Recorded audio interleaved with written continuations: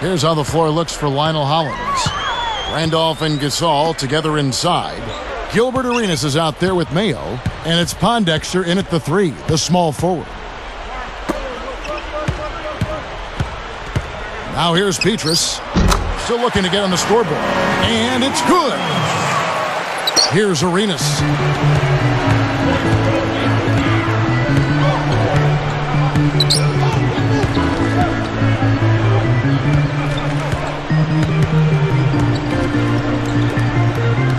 Gasol backing down. And Boston with the rebound.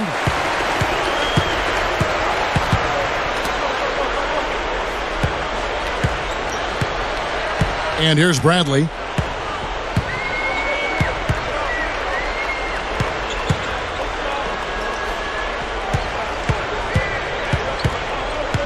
He feeds it to Allen.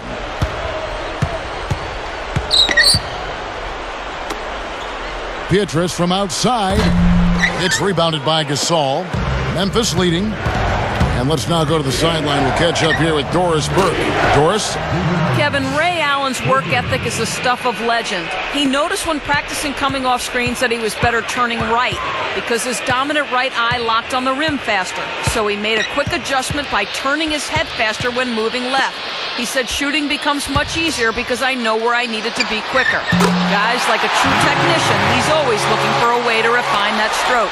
He's something else, Doris. Thanks. Man, you can see the way he breaks it down, almost scientifically. I mean, his great shooting is no accident.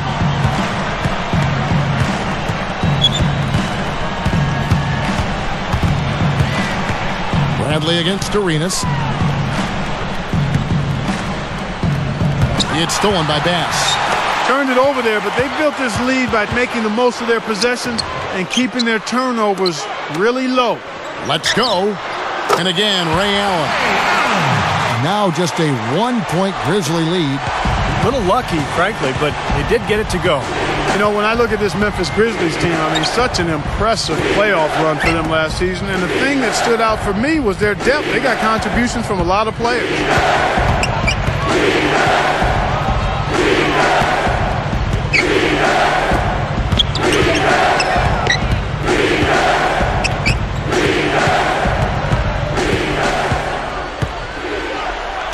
Gasol backing down.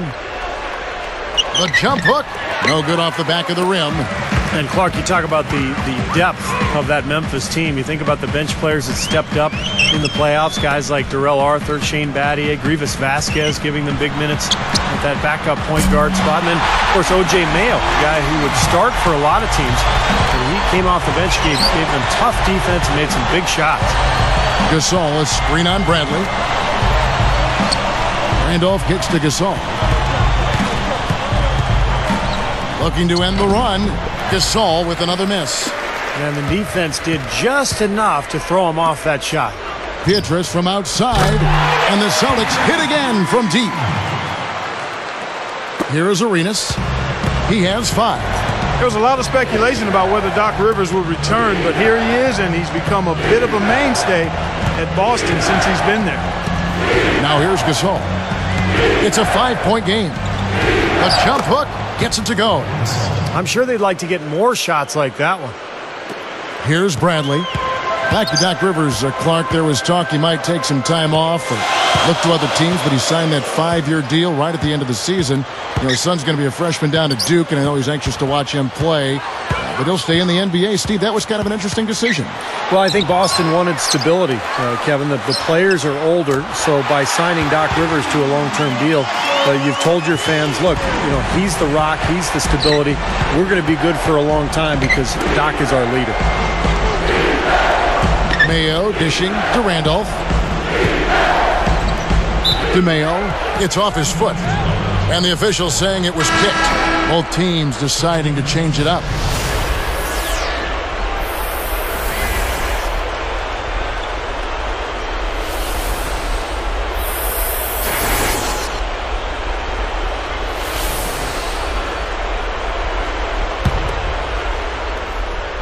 Here's Conley.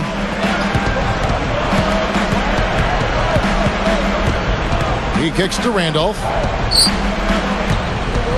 Back to Conley. Releases.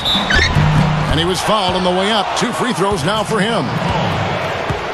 And one thing you hear out of Memphis is that Mike Conley has really stepped into more of a leadership role. He's been much more vocal in that point guard spot. And he had a great season last year when Memphis made it to the playoffs.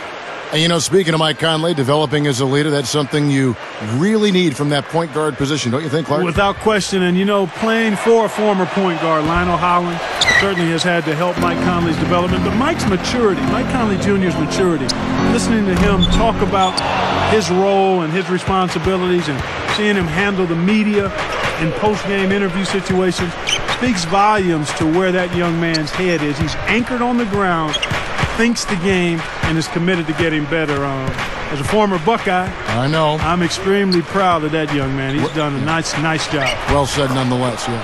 I think you're a Buckeye, that is. And here's Boston. They're on a 13-5 run. Outside Rondo. And the layup is good. Rondo's got 5. Field goal percentage has been bumped up into the high 50s now. Well, they should be winning, shooting the ball like that. This is a very efficient offense we're seeing out of this club. Now here is Conley. Right side, Randolph.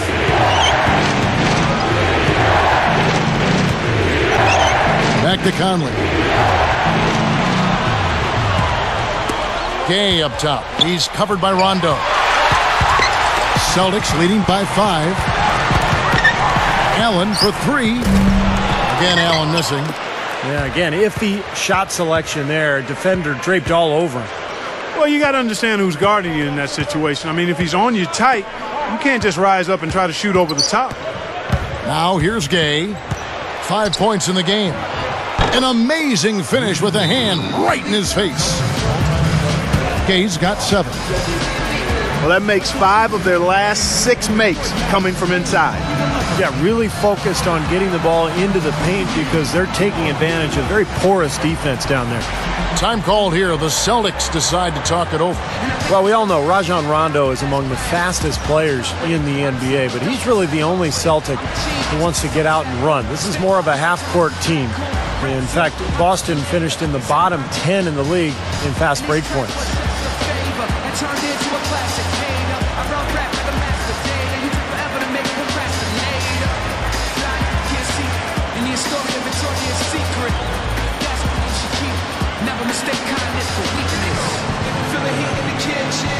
Just washing dishes, tuition, big dreams and wishes. Don't stop and listen, just keep trying to get it. Cause you're gonna get this. Let's keep it going for your Celtics dancing.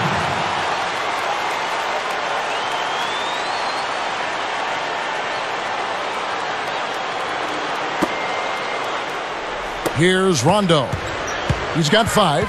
And, Steve, you're talking about the Celtics and their slower pace, bottom 10 in fast break points. Clark, I guess that's often the case for more veteran teams. They don't want to get into a track meet. Yeah, I think they've got to be more efficient in terms of how they massage offensive possessions. I mean, you look at Rondo, who is an absolute burner, but the rest of the starting unit probably better suited to a half-court game. And it'll be interesting seeing how the Celtics go forward because Rondo moving into his prime and obviously more effective in an up-and-down game. Will the Celtics acquiesce to who he is and what his best type of game is as they go forward? It's Gasol missing. He just can't get a good feel for his shot at this point. That's one of the reasons they're losing. Rondo passes to Pierce. Lets it fly. Boston again missing. Well, neither team has really gained an edge rebounding-wise here, and the score reflects that. Well, if one team can start hitting the boards harder, I mean, it'll give them a good chance to pull away. That's 4 straight field goals coming inside the paint. Boy, they're taking it right to him, Steve, and the defense has really been way too passive for my liking. He's covered by Gay. From 11 feet away, Bass can't get it to go. Memphis trailing here.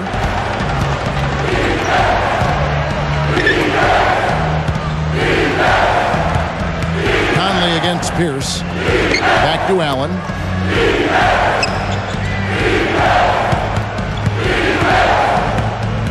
Gasol up top.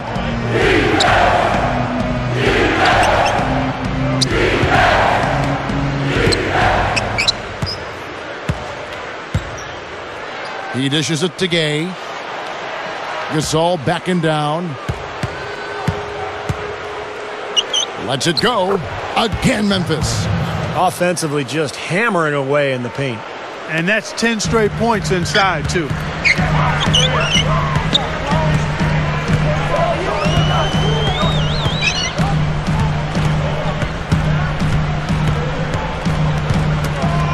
Pierce for three.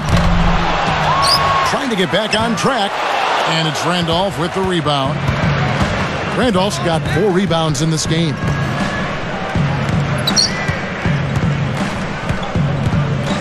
Gay, a screen on Rondo.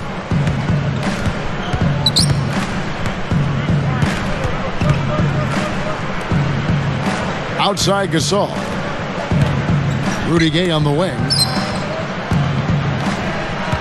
Allen outside. Allen right side.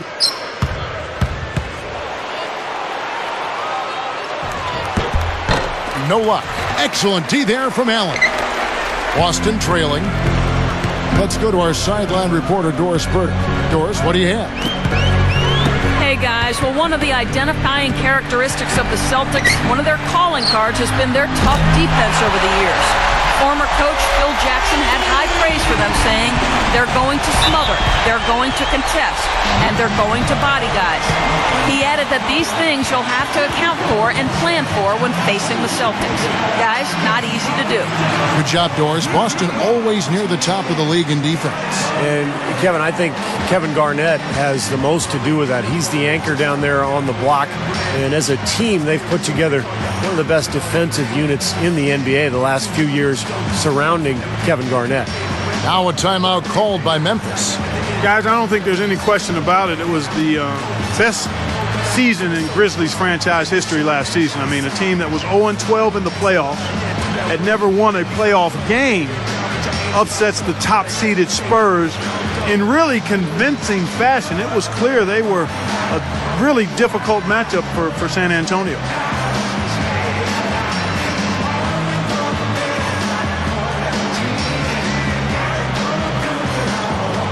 Boston making some changes. Kevin Garnett is checked in for Bass. And it's Avery Bradley in for Ray Allen. Spates checked in for the Grizzlies. Mayo comes in for Rudy Gay.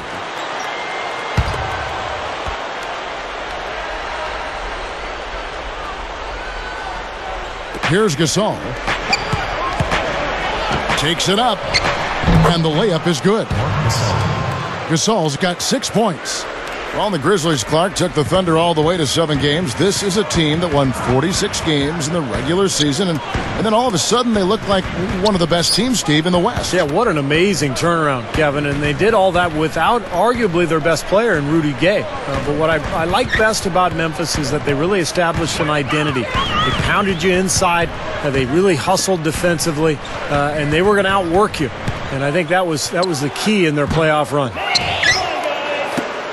And here are the Grizzlies now. They've trailed by as many as 6. Pulls up on the wing. It's rebounded by Kevin Garnett.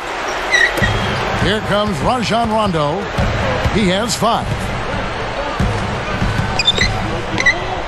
Guarded by Mayo. Bradley, covered by Conley.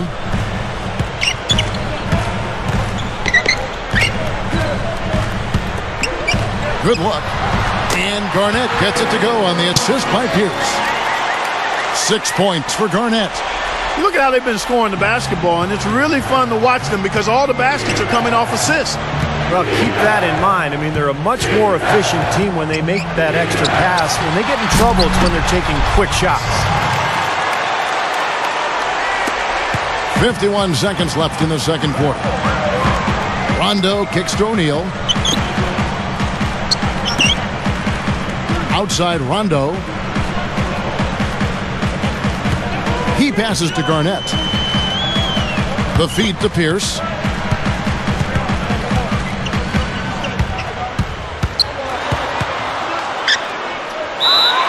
And the bucket counts, and he's on his way to the free throw line. Try to make it a three-point play. Memphis foul called. Tony Allen. First personal foul, team's first. At the line for the Celtics, Paul Pierce. At the line with one shot. The free throw off from Pierce. Well, it seems like they're getting a little fat and sassy here, complacent in the second quarter. Fat and sassy. Come on, Clark. I mean, we're seeing their free throw attempts diminish, but I don't know about calling them fat and sassy. That seems kind of harsh. Now here is Conley. And count the basket. He was fouled, and he's going to the line for one more. He's a pleasure to watch on the offensive end. I know I wouldn't want to guard him.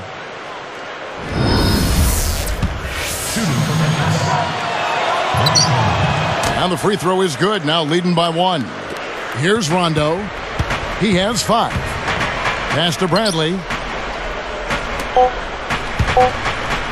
Now Rondo. And that's not going to go. How about the game for Rudy Gay?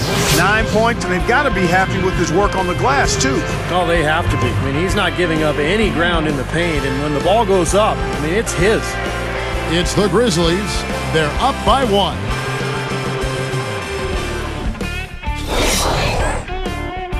It looks like we made it to another Friday. Time now for the halftime breakdown presented by HP. The Grizzlies have been plugging away. Points in the paint, definitely in their favor. They stayed in attack mode down low. Rudy Gay getting it done early. He's up to 9 points, very few misses, a real nice shooting percentage from the floor. Looking at Boston, they're definitely making plays as well. The three-point shooting, ridiculous. They're knocking down everything. Mikal Petrus playing effortlessly. He's giving them a huge contribution off the bench. What a bonus when you have a role player step up like this. Great effort on the court by these two in the first half. We'll see if they can carry the load again in the second. And now back to Kevin Harlan and the rest of the 2K broadcast crew for the beginning of the third quarter.